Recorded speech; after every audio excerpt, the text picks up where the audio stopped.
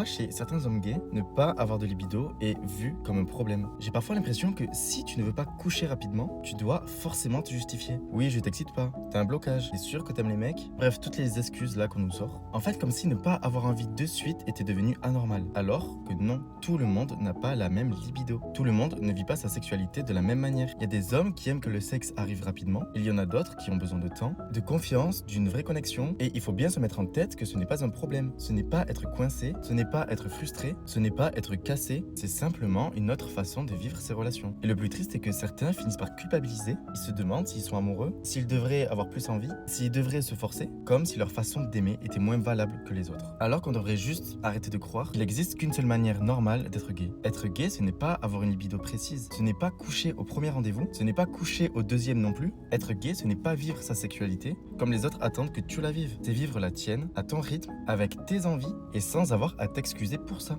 Parce que le problème n'a jamais été d'avoir une libido différente. Le problème, c'est qu'on fait parfois croire à ceux qui vivent leur sexualité autrement qu'ils ont quelque chose à réparer.